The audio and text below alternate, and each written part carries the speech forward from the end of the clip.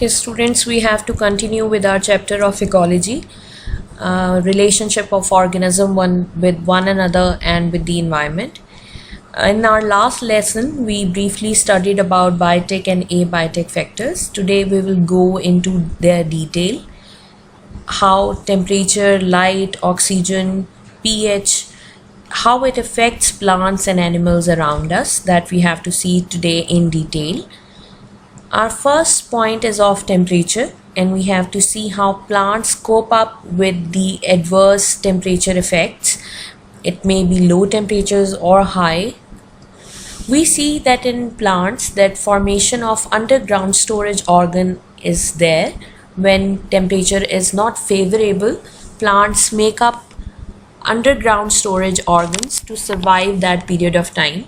We also see that they shed leaves. Shedding of leaves decreases the loss of water by transpiration. You all know that stomata are present in the leaves.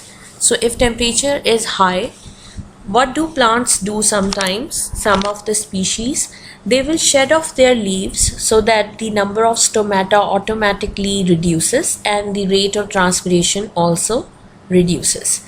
We also see the formation of seed. Seed is a structure. We will go through it in our chapter of reproduction in plants. You will see that seed is resistant to heat, drought, and cold.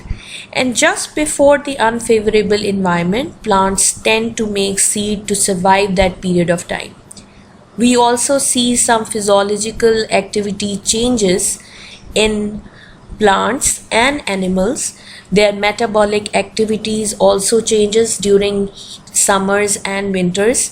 It's a common observation that during summers we tend to drink more water and eat less, while in winters we tend to eat more and drink less.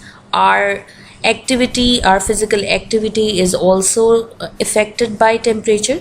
So temperature is an abiotic factor which affects both animals and plants. Next is the other abiotic factor, that is water. Again, we will see its effect both in animals and plants. You would have seen that the animals that live in dry conditions where there is deficiency of water, for example in camel, we see that they store water in their body and can survive long period of time without it. Now, I told you about xerophytes. Xerophytes are the plants that can survive in shortage of water. There are certain adaptations that they acquire so that they can survive that period of time. What do? Is they shed off their leaves to reduce transpiration, as I told you in our previous slides, that reducing the number of leaves or curling up or coiling of the leaves will reduce the rate of transpiration as you decrease the exposed surface area to the environment. Some of the plants would have thick cuticle, or their stems would become fleshy and succulent for storage of water, as you have seen in the plants of cactus.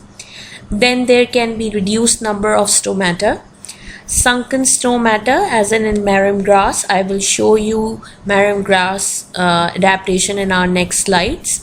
Their stomata is sunken deep down so that it is not exposed to the external atmosphere. There can be grooves or crypts that bear tiny hair-like structures which will trap water which is coming out from the stomata through transpiration. What it will do, it will increase the humidity around the stomata, and you know, whenever there is high humidity, there will be reduction in the transpiration rate. So okay, here I have shown you some diagrams of some xerophytes which are adapted to survive in shortage of water. Here you can see the example of a plant which has fleshy, thick stems and leaves and can store water in them. This is the marram grass you often see in dry regions of your part of your country. This grass is adapted to survive in this period of time or this region by having these structures. If you see here, the hair-like structures The root hairs are there to trap the molecules of water so that the area around it becomes very humid. When the area becomes humid, the rate of transpiration would decrease. You also see that the stomata are located in the sunken area so that they are not quite exposed to the external surfaces or external environment of the dry weather. Leaf hairs are there in this diagram too. I have shown you here that they are clustered together so that they can trap water and make the area humid, reducing the rate of transpiration. This is again a close diagram of this plant showing you the adaptations. If you see closely, there are root hair cells which are clustered together here to trap the water molecules, making the environment very humid so that less water is evaporated from the surface.